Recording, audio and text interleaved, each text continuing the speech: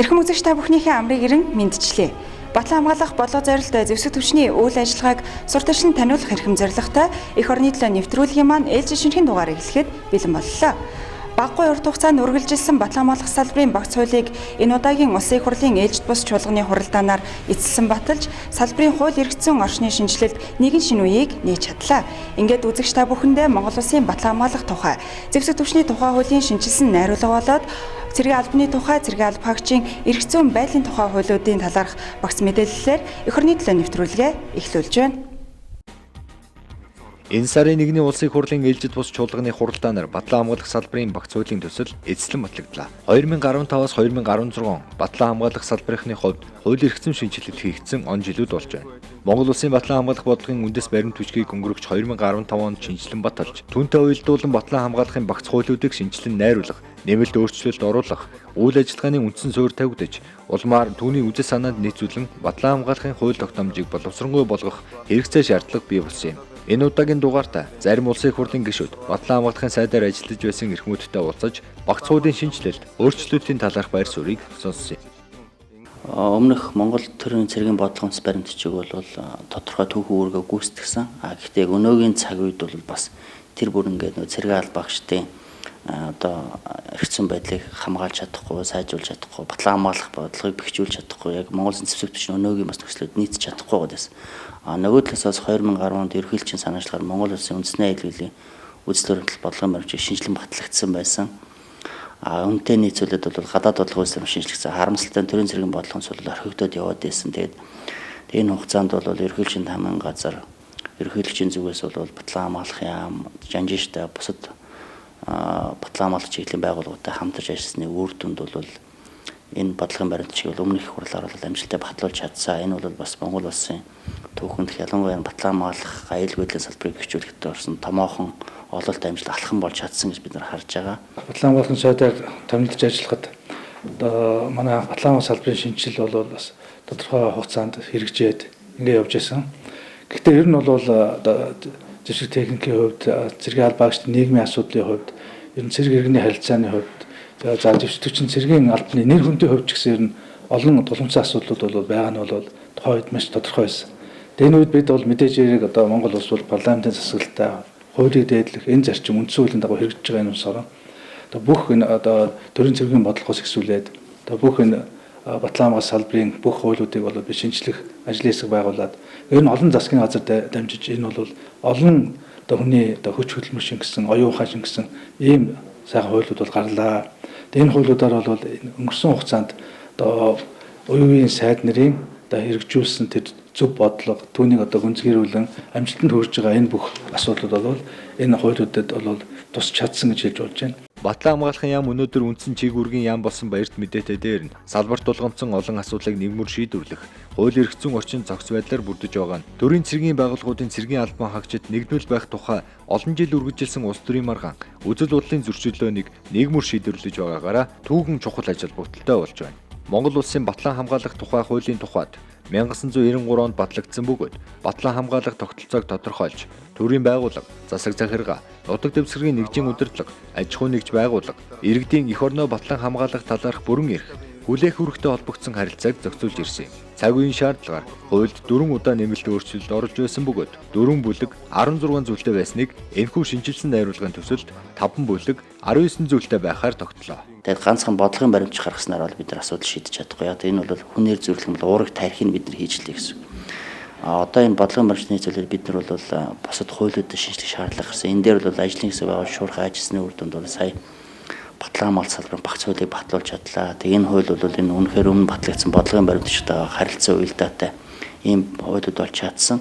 Тэгээ энэ хуулиудыг бид нар бол зохицоор нь өөрчилж чадсан учраас ойрын 20 жилдээ бол нөх өөрчлөгдөхгүй байх. Мэдээж хэрэг амьдрал баян юм чинь 1-2 нэмэлт өөрчлөлт орохыг бол үгүйсэхгүй. Гэхдээ зарчмын томоохон өөрчлөлтүүд бол одоо гарахааргүй хэмжээнд бол энэ хуулиуд өөрчлөгдөж чадсан. Тэгээ энэ хуулиудын нэг сайн зүйл нь бол өөрөө өмнөхийг бол уялдаатай цэрэг албагч эрхцэн байдлыг нэлээд дээрдүүлсэн, Монгол Улсын батлан хамгаалах хүчин чадлыг цааш бэхжүүлэх чиглэлдсэн гол зүйлүүдийг бол оруулж чадсан. За дээрэс нь бол шинээр гаргасан эргэлжийн саналх оюутан цэрэг хөтөлбөрч эдэм эднэрийг бол хуульчлан баталгаажуулж чадсан. Дээрээс нь бол Монгол Улсын их хэсэг ажиллагаатай холбоотой, орон нутгийн хамгаалалтай холбоотой гэдэг маш олон чухал асуудлуудыг бол оруулж чадсан. Зэвсэг түвшний тухай Монгол улсын хууль нь 2002 онд батлагдсан бөгөөд Монгол улсын зэвсэг түвчин, түүний чиг үүрэг, байгуулалтын үндэс, бүтэц, зохион байгуулалт, зэвсэг түвчин тавих иргэний хяналт, зэвсэг түвчний талаарх төрийн байгууллага, албан тушаалтны болон цэргийн мэргэжлийн удирдлагын байгууллагын бүрэн эрхийг тодорхойлж, тэдгээрийг хэрэгжүүлэхтэй холбогдсон харилцааг зохицуулж ирсэн юм. Цаг үеийн шаардлагаар 6 удаа нэмэлт өөрчлөлт орж байсан байна. Зэвсэг түвчний тухай хууль нь 4 бүлэг 20 зүйлтэй байсныг шинжилсэн найруулгын төсөлд 4 бүлэг 19 зүйлтэй байхаар тогтжээ. Хуулийн шинжилсэн найруулгын төсөлд Монгол улсын зэвсэг түвчний бүтцийг шинээр тодорхойлсон, зэвсэг түвчний хөгжил, зэвсэг техникийн шинжилгээний эрх зүйн зохицуултыг тусгасан, төрлийн цэргийн эрх зүйн үндсийг тогтоосон, зэвсэг түвчний удирдлагын тогтолцоог боловсронгүй болгож, удирдлагыг хэрэгжүүлэх субъектүүдийн бүрэн эрх үүргийг наривчлан тодорхойлж, хоорондын уялдаа холбоог хангах эрх зүйн зохицуултыг хийсэн зэрэг зарчмын томоохон өөрчлөлт. Энэ хуулиудыг одоо батлан гаргахад бол тухайн үед ажиллаж байсан үеийн одоо батлан хамгаалахын удирдлага сайд нар өнөөдөр улсын хурлд ажиллаж байгаа энэ батлан хамгаалах салбарыг удирдах ажиллаж байсан хүмүүсүүд энд одоо их санаачлагтай идэвхтэй оролцож ингэж дэмжиж байгаа хувьд их баяртай байгаа юм.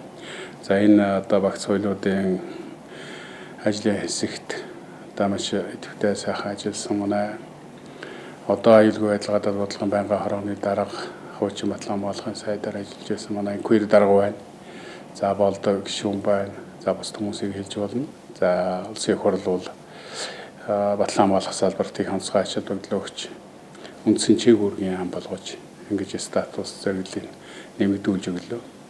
За энэ зорилт бол одоо манай батлан хамгаалах салбарынхны одоо олон 10 жилийн мөрөөдөл биелээ гэж ингэж хэлж болно.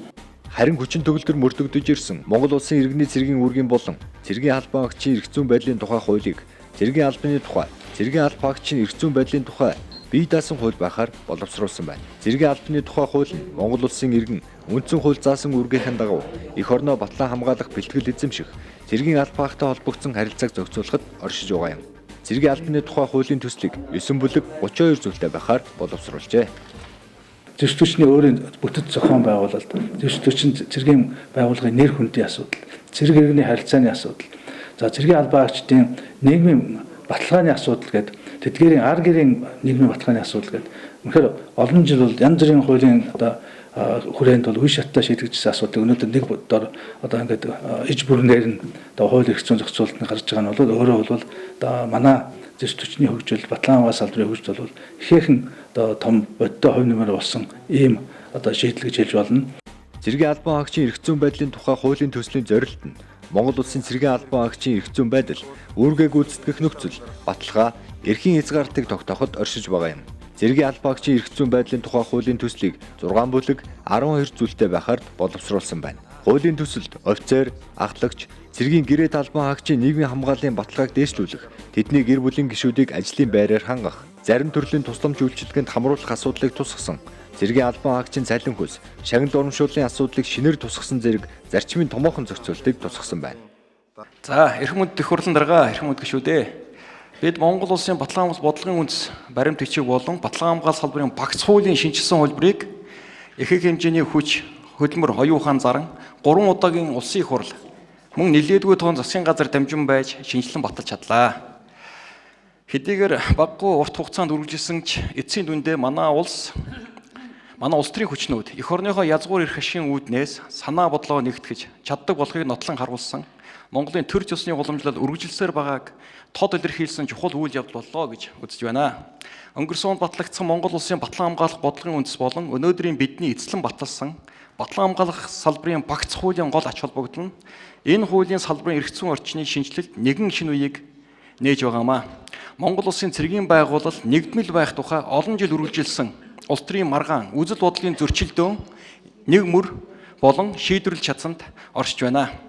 Үүний тулд бид төрийн цэргийн байгууллага гэдэг манай улсын эрх зүйн хэм хэмжээний зохицуулалтын хувьд шинэ ойлголтыг маш тодорхой томьёолон үүндээ зэвсэг хүчин, хэлийн ба дотоодын цэрэг, онцгой байдлын байгууллага багтаана гэдгийг анх удаа хуульчлан баталгаажууллаа. За ингээд Монгол улсын батлан бодлогын үндэс, баримт бичиг болон батлан хамгаалах салбарын багц хуулийн шинжилсэн хөлбөрийг санаачлан боловсруулж улсын хурлд өргөн мэдүүлсэн. Эдгээрээ батлуулахын төлөө чин сэтгэлийн зүтгэл гаргаж дэмжлэг үзүүлсэн Монгол улсын ерөнхийлөгч, зэвсэг түвшний ерөнхий командлагч Элбэг Доржид талархал илэрхийлье. Эдгээр баримт бичиг багц хуулийн төслийг хөлөө санаа нэгдэн ажилласан өмнөх улсын их хурлын ажлын хэсгийн гишүүд өнөөдөр энэ танхимд хүрэлцэн ирж энэ багц хуулийг эзлэн баталсан болон анхдугаар чуулганаараа Батлан хамгаалах салбарыг онцгойлон үзэж Батлан хамгаалах яамыг үндсэн чиг үүргийн яам болохыг дэмжиж хуульчлан баталгаажуулсан эрхэм гишүүд та бүхэнд чин сэтгэлийн талархал илэрхийлье. Мөн ажлын хэсэгт орж ажилласан үндэсний аюулгүй байдлын зөвлөл, Батлан хамгаалах яам, хэл хамгаалах ерөнхий газар, онцгой байдлын ерөнхий газар болон бусад байгууллагын эрдэмтэд мэргэжлэнүүдэд талархал илэрхийлж сайн сайхан бүхнийг хүссэн өрөөё. Монгол цэргийн сүр сүлд үрд мөнх бадар мандах болтугай. Баярлалаа. Аюулгүй Батлан хамгаалах салбар гэдэг бол улс төрч болохгүй сэдв юм байна. Энэ сэдвээр бол манай үеийн парламент бас бол дэмжиж улс төрчгүйгээр дэмжиж хуулиудыг батлан гаргасанд бол бас бидний бол талархалтай хандж байгаа. Ерөнхийлөгчийн зөвөөс бол үндэсний аюулгүй зөвлөлийн тэргүүн зэвсэгч ерхий командлагчийн хувьд бас энэ хуулиудыг түлхэх энэ бодлогыг гаргах тайлбарлал илүү манлайлал үзүүлж ажилласан гэж харж байгаа. Одоо бид нар энэ батлагдсан хуулиудыг амьдрал дээр бодтойгоор хэрэгжүүлэх одоо маш олон дүрм журм зааврууд бол энд гарна. Хэрэгжилтдийг нь одоо хөрсөн дээр нь одоо буулгаж хэрэгжүүлэх ёстой. Ийхүү Батлан хамгаалахын багц хууль батлагдсанаар орон нутгийн хамгаалтын тухай хуулийн төсөл шинээр боловсруулагдаж, дайн байдлын тухай, дайчилгааны тухай, гадаадын цэргийн хүчнийг байрлуулах, дамжин өнгөрлөх тухай, инхийг дэмжих ажиллагаанд оролцох тухай, цэргийн албан агчийн эд хөрөнгийн хариуцлагын тухай хуулиудад нэмэлт өөрчлөлт орох бөгөөд улсын их хурл, Монгол улсын ерөнхийлөгч, засгийн газрын гишүүний бүрэн эрхийн хэмжээнд батлагдсан гарах 40 орчим дүрм журмыг шинээр болон шинжилэн сайжруулж, боловсронгүй болгох юм байна. Эх орны төлөө нэвтрүүлгийн дараагийн дугаарт дээрх багц хуулиудын талаарх дэлгэрэнгүй ярьцлага мэдээллийг үзэгч танд үргэлжлүүлэн хүргэх болно. Эрхэмлэж яваараа хэмээн машид итгэн эрхчлөө тусгаар тогтнолыг та нарт үлдээв. Маршал Горлогийн чойголсон.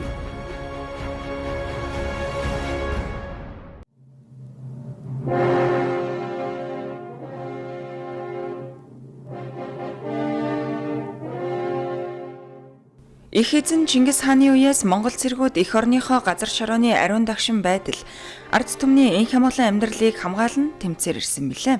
Өвөг дээдсийн халуун ам бүлээн тусаар олж авсан тусгаар тогтнол, эрх чөлөөг хайрлан хамгаалах үзэл хүмүүжлийг нийгэмд хүргэх их түүхээ мэддэг Монгол хүн эдгээрээ бахархах эх орон жирэгдийг төлөвшүүлэх нь залуухайч үе бидний эрхэм үүрэг. Энэхүү үүргээ хэрэгжүүлэхэд чиглэсэн нэгэн өргөөжтэй ажлыг өнгөрөх амралтын өдөр Батлан хамгаалах яам залуу зохиолчдын нэгдэл, Монголын зохиолчдын эвлэл, хязгааргүй дуулал төрийн бус байгууллага, Монголын гэрэл зурагчдын нэгдсэн холбоо хамтран 100 яруу найрагч, 100 эх орны шүлэг, утга зохиол урлаг соёлын удирдлагыг үндэсний цэцэрлэг төрөлөнд зохион байгуулсан юм а. За манай Батлан хамгаалах яам үндэсний аюулгүй байдлыг сахин хамгаалах ялангуяа одоо цэрэг иргэний хоорондын харилцааг бэхжүүлэх энэ Батлан хамгаалах яам энэ салбарыг одоо иргэдэд нээлттэй байлгах ялангуяа бид ард иргэд энэ Монгол үндэстний тэр тусмаа одоо хойч ирээдүй болсон залуу үед эх орноороо бахархах энэ эх оронч үзэл хүмүүжлийг одоо олгох энэ том одоо ажлыг бол бид хийх ёстой юм аа. Энэхүү урлаг соёлын удирдлагоор яруу найрагчид эх орныхоо сайн сайхныг магтандуулж, утга зохиол яруу найргаар дамжуулан амьдралын гэрэлгээгээ үнсэн, байгаль дэлхий эх орноо хайрлах сэтгэлийг бадран огшоосон гэгээн өдөр байлаа. Садаг түүхийн агшин бүрийг дэнсэн цэнхэртэн солонгорох зэрэглээд нуур сонихон цээжин бүргэж болгодох төрсөн нутаг амтай Миний Монгол, манай Монгол дөрвөн улирлын зай нарны аймагт авсан бүтэн гаргийн зай мундаг даншигт уул хайрхан нуттай мунгүй уужим тал хангай нуттай өөдөн ичимэн удам тэнгэрт цацал өргөж өөдрөг хөдөө нутагт минь өглөө болж байгаа нь тэрэ. уугуул ус, суугуул нутгаан эцэгний чихэлг юм. Энэ л үед миний их орон гэж ойлгож эхэлв юм аа. Илэрх бие минь суурдын хөлөө, эх орон та минь үүрдийн хөлөө. Миний Монголын тэнгэрт өдөлсөн шувуу бусдын тэнгэрт өдөөн цацдаггүй. Миний Монголын тэнгэрт өссөн бүргэд буданд газар ясаан тавьдаг бай. Яруу найргийн цэнгүүнд дан ганц Монголын төдийгүй олон улсын Монгол турхтан яруу найрагчид ирж оролцсноос гадна ардын уран зохиолч, төрийн шагналт, соёлын гавьяат, эхлэн бичигч залуу зохиолчид оролцсон нь яруу найргийг шимтэн сонсогчдын анхаарлыг ихэд татаж байснараа онцлогтой юм а. Өдөрлөгийн үеэр цэргийн дугуйжгийн эрдмийн чуулга Батлан хамгаалах их сургуулийн хөгжмийн сургуулийн үлээвэр найрал хөгжимчид ирсэн зочдод уран бүтээлийн дээжээс толилуулж Монгол цэргийн музейн бие бүрэлдэхүүн түүхэн үзүүрүүдэд дэглэн үзүүлсэн.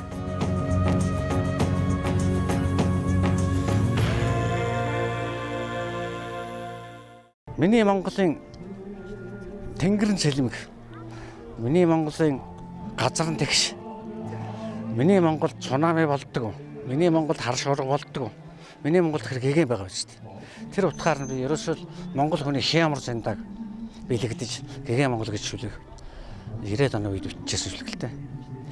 Тэгээ тэрийг би шилжүүлээ л дээ. Яруу баялагийг нь Дэлхийд цор ганц сонгодог хэлбэрээ хадгалан үлдсэн нүүдлийн соёлтой ард түмний соёл сэтгэлгээний онцлог төв соёлоороо бахархах, байгаль дэлхийгээ хүндлэн дээдлэх их орон газар шороогоо хайрлан хамгаалах үзлийг өнөө цагийн Монгол турхтны бичгийн мэргэд маань энэ л өдөр оюунлаг Монгол түмэндээ найргийн хураа буулгаж үзэгч түмнээ дотоод сэтгэлийн аялгаугаар хөглөлөө. Цэлмэг байх болтугай. Миний Монгол хөгжин дэвшиж мандан бадрах болтугай. Элгэн нутаг газар шороо минь үрд дархан байх болтугай. Элэг нэгт ард түмэн минь мөнхөд орших болтугай.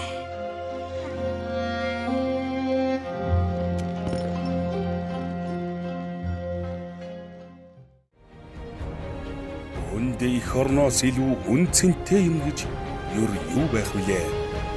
Хайрах чулуунд хүртэл торгон элс шиг санагддаг эх орн минь та энхчингийн наран дор өнхчин мандах болтугай. Халуу жанжин жамингийн лав сүрм. Монгол улсын зэвсэг түвшин Япон улсын өөрийгөө хамгаалах хүчний хураа замын цэргийн инженерийн сургалтын багтаа хамтарсан зам 2016 сургалт дадлахын хаалтын яслын ажиллагаа өнгөрөх 7 хоногт зэвсэг түвшний сургалтын нэгдсэн төвд боллоо. Монгол улсын зэвсэг түвшний замын салбарын чадварыг нэмэгдүүлэх зорилготой уг сургалт дадлага 3 дахь жилдээ хэрэгжиж байгаа бөгөөд энэ жилийн тухайд 7 дугаар сарын 25-наас энэ сарын 15-ны хооронд зохион байгуулагдаж байгаа юм а. Монгол улсын зэвсэг хүчний замын салбарын чадварыг нэмэгдүүлэх зорилготойгоор анх 2014 онд хэрэгжиж ирсэн төсөлд 2 орны энэ чиглэлийн мэрэгшсэн 70 гаруй цэргийн алба багчид хамрагджээ. Монгол улсын талаас зэвсэг хүчний тэг 14 дугаар ангийн үндсэн бүрэлдэхүүнээс цэргийн алба багчид оролцсон бол Япон улсын талаас өөрийгөө хамгаалах хүчний хуурай замын инженерийн сургуулийн 10-аас 21 жилийн ажлын дадлага туршлагатай цэргийн алба багчид хамрагджээ. Монгол улсын Батлан хамгаалахын сайдын Япон улсад хийсэн альчлаас эхлээд хааны эрэлт инхийг дэмжих олон улсын хамтарсан сургууль, өөрийгөө хамгаалах хүчний бие бүрэлдэхүүн оролцох цэргийн инженер болон эмнэлгийн чиглэлээр чадварыг дээшлүүлэх, хэрэгжүүлэх зэргээр хоёр улсын Батлан хамгаалах салбарын харилцаа хамтын ажиллагаа санууж үчигдэх гарын үсэг зурснаас хойш 4 жил өнгөрсөн гэж хэлэхээргүй итгэлцэл тогтсныг өнөөдөр мэдэрч байна. Энэ мэт харилцаагаа улам бэхжүүлэх зорилгоор эх жилийн эхээр Монгол дахь элчин сайдын яамд Батлан хамгаалахын атиршаа томилон ажиллуулахаар төлөөлж байна. Ийм орчинд хэрэгжсэн тус хөтөлбөр нь Япон улсын хуурай замын өөрийгөө хамгаалах хүчний нэгдсэн үндэсний байгууллагын инхийг дэмжих үйл ажиллагаанд оролцсон ариун туршлага, үйл ажиллагааны өндөр ур чадварыг ашиглан Монгол улсын зэвсэг түвшний барилга байгууламжийн чадварыг дээшлүүлэхэд чиглэсэн бөгөөд уг хөтөлбөрөөр дамжуулан бүс нутгийн болон олон улсын хамтын нийгэмлэгийн инх тайван доктортой байдлын төлөө хамтдаа хувь нэмрээ оруулах, хамтарч Монголын барилгын цэргийн ангийн бие бүрэлдэхүүнийг инхийг сахиулах ажиллагаанд оролцуулахын төлөө хамтран зүтгэсэндээ туйлын их баяртай байна. Монголд 3 дахь удаага ирж байна. Энэ сургалтанд 3 жил дараалал оролцож байна. Анхны жилийн маань сургалт маань хэмжилтийн сургалт байсан. Зам яаж тавих талаар газар зүйн хэмжилт хийх сургалт байсан. 2 дахь жилийн маань сургалт үндсэн суурь бэлдэх сургалт байсан. Тэгээ 3 дахь жилийн маань сургалт маань асфальт дэвсгэх сургалт байлаа. Та бүхний нүдэрээ харж байгаатай яг ижилхэн одоо үнэхээр чанартай зам тавигдлаа гэж миний хувьд үгэнж байна. Монгол улсын инженерийн цэргийн чадварыг сайжруулах замын салбарын сургалтанд бол би 3 дахь жилдээ оролцож байна. Тэгээ энэ их сургалтаар бол цэргийн замыг яаж барих вэ, яаж төлөвлөх вэ? Тэ барих арга дараалалд ямар хяналт тавих вэ? аюулгүй байдлыг яаж хангах вэ гэсэн чиглэлээр суралцлаа. Японы улсын зам барих технологийн дагуу Монгол орондоо бол энэ замыг барьлаа. Тэгээд зам барих ажлын явцад бол яг стандарт огцон стандартын дагуу гүйцэтгэлийг хийдэг. Яг стандартыг бариулахын төлөө замаа барьдаг. Яг энэ сургалтад болж Японы цэргийн албаагчдын чадах бол яг маш өндөр бэлтгэгдсэн. Механик жолоочны тэр талбай инженерийн тэр маш өндөр түвшинд бэлтгэгдсэн тийм ус. Эхний жил зам барихад шаардлагатай хэмжилтийн сургалтыг зохион байгуулсан бол дараагийн жилдээ замын төсөв гаргах, техник хэрэгсэл дээр ажиллах, дадлаг сургалтыг бодит газар орон дээр хэрэгжүүлэн ажиллажээ. Харин энэ жилийн тухайд 3-аас 4 үе шаттайгаар явагдаж, өнөөдөр зэвсэгт хүчний сургалтын нэгдсэн төвийн район дох 200 м хатуу хүчилтэй замыг хүлээлгэн өглөө. 2 сарын хугацаанд 3-аас 4 үе шаттай ингэ зохион байгуулж явуулж байдаг. За энэ хөтөлбөрийн хүрээнд энэ 3 жил дараалан энэ сургалт явуулахаас гадна одоо бас бид нэр 7 цэргийн албаагчийг Японы өөрийн батлан хамгаалах хүчний ховроо замын цэргийн инженерийн сургууль дээр одоо бас тодорхой сургалтанд хамруулсан. Ингээд одоо бид нэр бас энэ 3 жилийнхаа өнөөдрийн үр дүнг харж байна. Та бүхэн одоо энэ харж байгаа бох тийм ээ. Нодлон бол одоо бид нэр эндээс ингээд нэг 200 м одоо яг ийм замын ажлын бол даланг хийх, босгох энэ ажлыг бол хийж үүсгэсэн. За энэ жил одоо тэрийг улам одоо батжуулаад дахиж одоо далангийн заатгаад одоо тэгээд энэ асфальт дэвсэх одоо хар замын ажлыг одоо ингэж хийж гүйцэтгэж байгаа. Энэ бол нэлээд ач холбогдолтой. Яагаад гэвэл Японы зэвсэгтчин бол ялангуяа энэ замын инженерийн чиглэлээр бол маш их туршлага хөрөмтлүүлсэн ийм зэвсэгтчин. Та бүхэн мэдэн дэлхийн 2 дугаар дайны дараа Японы улсын эдийн засгийн хүнд байсан тийм ээ. Өнөөдөр одоо та нар Японыг харж байгаа Японы улсад одоо зам бол одоо асар их өндөр хөгжсөн. Энэ замын ихэнх дийлэн хэсгийг бол одоо тэр хүнд үеүүдэд бол Японы өөрийгөө хамгаалах чинь өөрийнх нь дуран дээр өвч гарсан байдаг. Тийм ариун том туршлагатай. Хувь хүний мэдлэг ур чадвар цаашлаад зэвсэгт хүчний бие бүрэлдэхүүнийг энэ чиглэлд илүүтэйгээр сурган дадлагжуулж чадвархжуулах сургалтын эхлэл болсон тус сургалт дадлагыг оролцогч талуудын удирдлагууд үр дүнтэй ач холбогдол өндөртэй томоохон сургалт болсныг онцолж байлаа. Зэвсэгт түвшний төрөл мэргэжлийн цэргийн өдрүүдийг тэмдэглэн өнгөрүүлэх тухай журмын дагуу Монгол Улсын хоёрт танкийн цэргийн өдрийг энэ сарын 9-ний өдөр Хувьсгалт Монгол танкийн хөшөөнд цэцэг өргөснөөр ёслын үйл ажиллагаа эхэлсэн юм а. Тус өдрийг 3 дахь жилдээ инхүү тэмдэглэн өнгөрүүллээ. Монгол Улсын зэвсэгт хүчин буй төрөл мэргэжилд танкчдын гүйцэтгэдэг үүрэг их. Тэдгээр цэргийн албаагчдын төрөл мэргэжлийг алдаршуулах, Ахмад үеийг залуу үедээ санал бодол, арга туршлага солилцоход томоохон түлхэх зүгөх тус өдрийг цэргийн явдлын яамны сайд бүх цэргийн жанжны 1943 оны 9-р сарын 9-ний өдрийн 68 тоод тушаалаар Монголын ардын хувьсгал цэргийн тусгай танкер рот гэдэг байлдааны салбар байгуулсан байдгийг үндэслэн энэ өдрийг сонгон тэмдэглэн өнгөрүүлэхээр Батлан хамгаалахын сайдын тушаал гарчээ. Батлан сайдын тушаалаа төрөл мэргэжлийн цэргийг өдөртөө болгосноор төрөл мэргэжлийн цэргийн өөрсдийн сайнд оруулсан холбоотууд энэгээрээ дамжуулаад Монголын зэвсэгт түвшнийг сурчлах нэг өргөн боломж арчаал гэж үзэж байгаа. Танкчдын энэ өдөр бол үндсэндээ 20 дугаар зуунд монголчууд онсон техник эзэмсэн түүхийг одоо тэмдэглэж байгаа гэсэн үг л дээ. Танк гэдэг машиныг англичууд зохион бүтээж дэлхийн 1-р дайны үед буюу Германтай байлдаж байхдаа 1916 онд Сомон голын орчимд байлдаанд хэрэгэлсэн түүх бий. Харин танк нь өдгөө хөгжиж төгөлдөрчсөөр нано технологи, металл судлал, материал судлалын салбарын шинжлэх ухааны аливаа ололт амжилтыг өөртөө шингээсэн компьютерчсэн хуйгт машин төдийгүй артиллерийн холбооны зенитийн ардал хангалтын цэргийн зохиц нэгдэл болсон байлдааны техник юм. Энэ хүчтэй чадaltaй энэ зэвсэг техникийн эсвэлсээр би бахархаж явах хэрэгтэй. Монголын ардаа. Энийг эзэмшсэн залуучууд ч гэсэн хойч манай хойч ч гэсэн энэгээр бахархдаг гэж бодож байна. Саяхан манай танкчид Оросын холбооны нууцч олон улсын тэмцээнд ороод 8 дугаар орнд ороод ирсэн байл. 18 орноос шалгараад хагас чигчээ шалгараад тэгээд 8 дугаар орнд орсон. Дэлхийн шилдэг танк үйлдвэрлэдэг шилдэг танк зэвсгэлтэй орнуудтай ан ман үзээд 8 орно гэдэг бол энэ манай танкчдын бол гавья гэж хэлэх байна. Мэргэжлэрээ бахархахгүй яг энэ баярт би 2 дахь жилдээ оролцож байна. Нодлоо ахлагчийн сургуульд байхдаа мөн нээлтэн дээр нэрж үг хэлжсэн. Одоо энэ жил мэргэжлэр амжилттай ажиллаад тэмцээнд оролцоод ирээд багтмаа амжилттай энэ баяртаа ирсэндээ баяртай байна. Манай улсын зэвсэг түвшний зэвсэглэлд Т-55, Т-72 маркийн танкууд бий. Өнөөдрийн тухайд Т-55 танк дэлхийн 50 гаруй орны зэвсэглэлд байна. Үүнээс дүгнэхэд техник зэвсэглэлийн хөгжлөөс Монгол улс нэг их хол гээгдэж хоцроогүйг үе үеийн танкчдыг нэгтгэн мэрэгжилд орчлох солилцоход томоохон дэмжлэг үзүүлэн оролцдог Монголын танкчны холбооны тэргүүн ийхүү онцолж байна. Танкын анги салбар байгууллагад аль паасан хүмүүс их олон байдаг. Яг л тухайн үед чинь Монгол улс одоо 5 дугаар хайрамтай 4 дивизтэй бүгдээрэнд танкын салбарууд танкын хороо хүртэл байсан учраас одоо өнөөдрийн байдлаар бидний тооцоогоор нэг 2500 гаруй танкчд бол амьд сөрөөн байна. Аль паажгаа залуучууд оруулаад одоо Ахмад үеийг оруулаад тооцоход. Тэгээд танкчдын холбооныхаа бид дүрм дотор бол энэ танкын мэрэгжил эзэмшсэн танкын анги салбарт аль паасан хүмүүс болон тэдний ар гэрийнхэн үр хүүхэд бүгд энэ холбооны гишүүн байж болно гэж заасан учраас манай хүрээ бол нэлээд өргөн.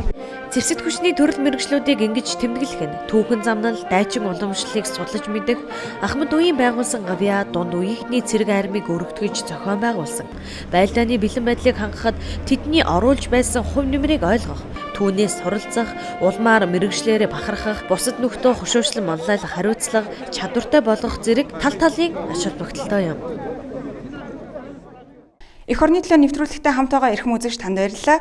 Өргөжлүүлэн өнгөрөх 7 хоногт Батлан амгалах салбарт өрнөсөн үйл явдлыг хурангуйлан хүргэе.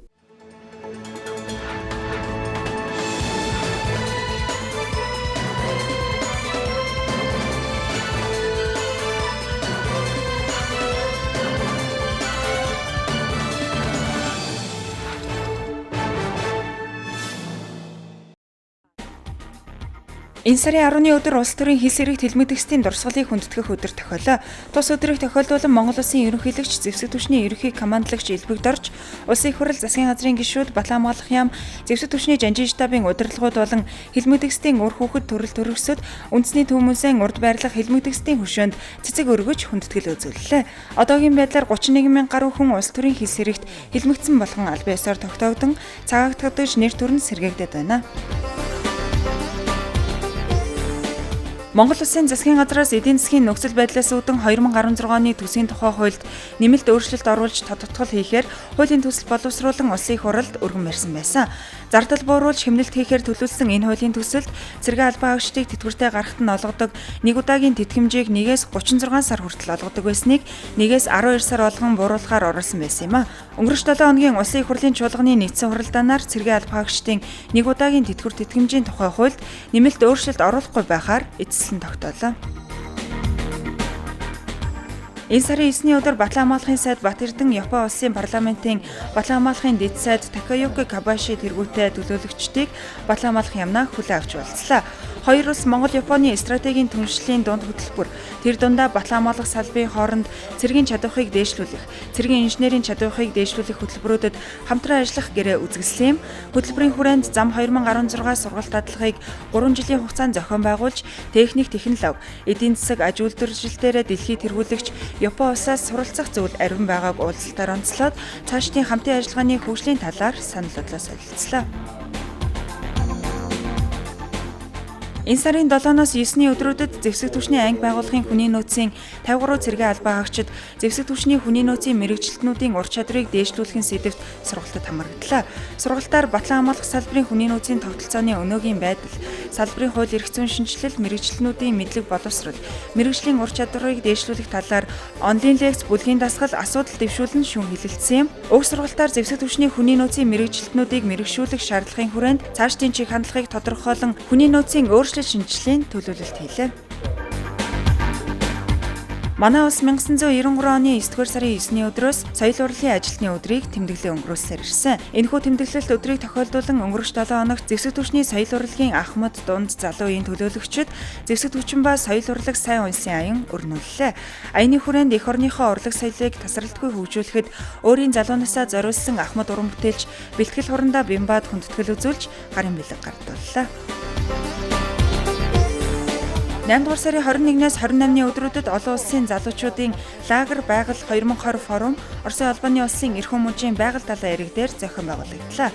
Тус форум нь экологийн хөгжлийн технологи сэдвийн хүрээнд зохион байгуулагдсан юм. Энэхүү форумд Батлангамгалах яамны харьяа Монгол цэргийн музейн бие бүрэлдэхүүн, Монгол Оросын залуучуудын хамтын ажиллагааны туршлага сэдвт гэрэл зургийг үзэгсэнгээ дэлгэлээ. Форумд 6 орны 50, Оросын холбооны улсын 21 мужийн 500 гаруй оюутан залуус хамрагджээ. Батлангамгалах яамны дэргэдэх дуулах студийн уран бүтээлчдийн бэлтгэн хүргэдэг эх орны төлөө нэвтрүүлгийн маань ээлжис дугаар энэ түрээд өндөрлөж байна. Бидэнтэй хамтааж бидний бэлтгэсэн мэдээ сурвалжлыг үзсэн эрх үзэгч танд баярлалаа. Ирж буй шинэ 7 хоногийн ажил үйлсэнд амжилт хүсье. Баяртай үзэгчтэй.